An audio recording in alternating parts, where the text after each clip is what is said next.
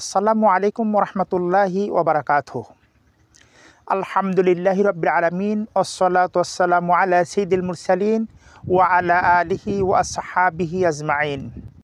আসন্ন উপজেলা নির্বাচন, এই নির্বাচনের চতুর্মুখী এখন প্রসার চলতেছে। প্রার্থীরা আজকে দ্বারে দ্বারে ঘুরছে, মানুষের কাছে দোয়া চাচ্ছে, ভোট প্রার্থনা করতেছে। তাদের দায়িত্ব মানুষের দ্বারে দ্বারে যাওয়া, দোয়া চাওয়া এবং ভোট চাওয়া।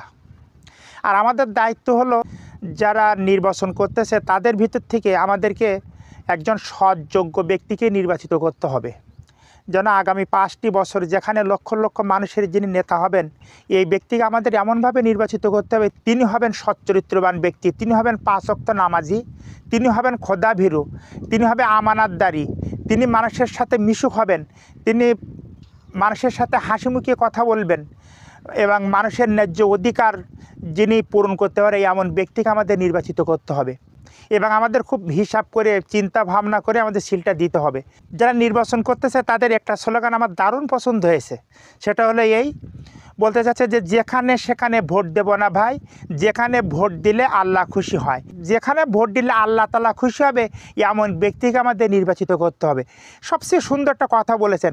তাহলে এখানে ওনারা বোঝাতে চেয়েছেন যে যেখানে ভোট দিলে আল্লাহ খুশি হয় তোমরা সেখানেই ভোট দেওয়া। তা আসুন আমরা সামনে যে নির্বাচন আসতেছে আমরা এই নির্বাচনে সৎযোগ্য খোদাভীরু ব্যক্তিকে আমরা নির্বাচিত করব ইনশাআল্লাহ। আল্লাহ তাআলা সূরা নিসার 58 নম্বর আয়াতে বলতেছেন, ইন্নাল্লাহা ইয়া'মুরুকুম আন তুআদ্দুল আমানাতি ইলা আহলিহা ওয়া ইযা হাকামতুম বাইনান নাসি আন তাহকুমু বিল আদল। হে মুসলিমগণ, আল্লাহ তাআলা তোমাদের যাবতীয় আমানাত তার হকদারদের হাতে ফেরত দেওয়ার নির্দেশ দিচ্ছেন।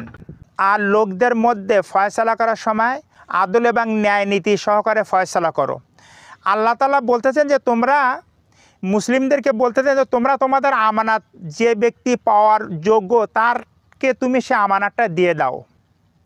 এটাই আল্লাহ তাআলা নির্দেশ দিচ্ছেন। অর্থাৎ ভোট একটি আমানাত। আপনার কাছে ভোটটা হলো আমানাত, আর আপনি ভোটটা যাকে দিবেন ভোটটা পাওয়ার পরে এই ভোটের মূল্য দেওয়াটা তার একটা আমানাত। আপনাকে সৎপাত্রে ভোট দিতে হবে।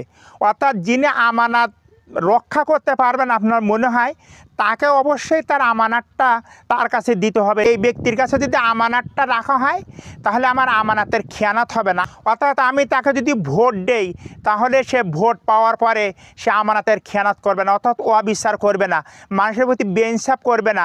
সরকারি যে মালগুলি আসবে, সরকার থেকে যে রিলিফ আসবে, বিভিন্ন যে অনুদান আসবে এগুলি মেরে খাবে না। এগুলি যথার্থ আল্লাহকে ভয় করেই যে ব্যক্তি অবশ্যই পাওনাদার তার কাছে জিনিসটা পৌঁছে দেওয়া। এখানে স্বজন প্রীতি দেখানো যাবে না, এটা কিন্তু আমাদের খেয়াল করতে হবে।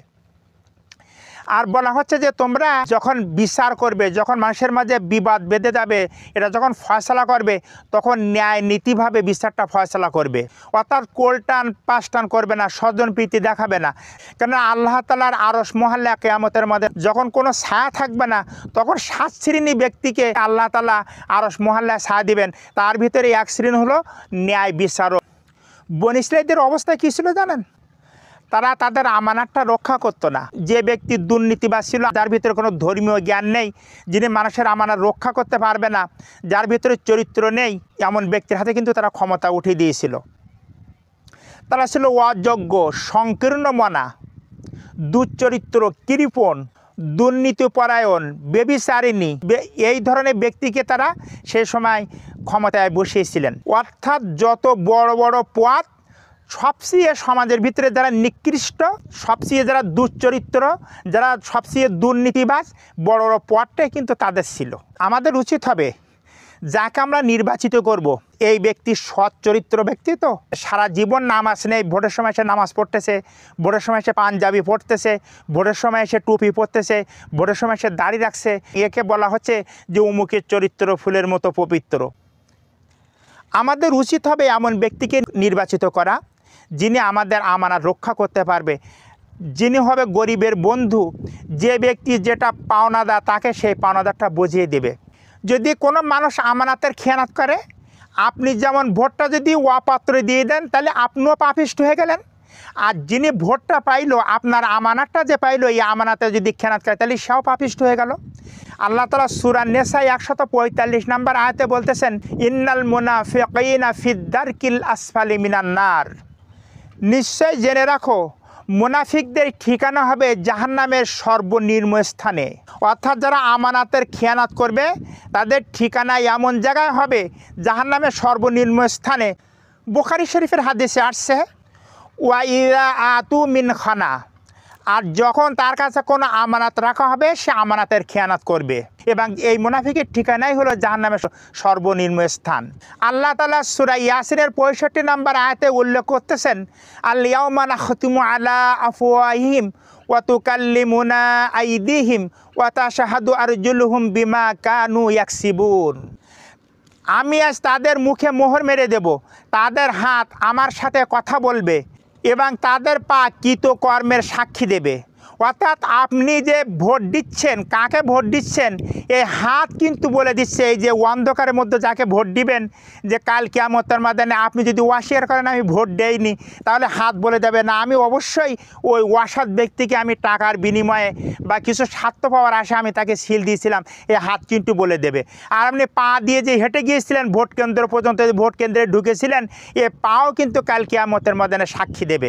এই সৎ ব্যক্তি যদি আমাদের সমাজে নির্বাচিত হয়, তাহলে আমাদের সমাজের ভিতরে যদি সুষ্ঠু বন্টন হয়, তাহলে মানুষেরা অবশ্যই সুখে থাকবে। আর তিনি যদি কোনো ভালো কাজ করে তার প্রতিদানও আমরা পাবো। আর যদি অসৎ ব্যক্তি হয় 5টি বছর আমাদের পশ্চাতে হবে, সমাজের মানুষ অশান্তিতে থাকবে। এর জন্য তারা যদি পাপ করে সেই পাপের কিছু অংশ আমাদেরকে তো নিতে হবে। তাই আসুন আমরা সৎ চরিত্র এবং ভালো ব্যক্তি দেখে আমাদের সঠিক রায়টা তাদেরকে আমরা অর্পণ করবো ইনশাআল্লাহ। সম্মানীয় দর্শক শ্রোতা মণ্ডলী, এ ছিল আমাদের আজকের ভিডিওটা ভালো লাগলে লাইক দেবেন, আর প্রচারের সাথে ভিডিওটা বেশি বেশি করে শেয়ার করবেন। পরবর্তী আবার কোনো ভিডিওতে দেখা হবে ইনশাআল্লাহ। ততক্ষণ ভালো থাকুন, সুস্থ থাকুন। আল্লাহ হাফিজ।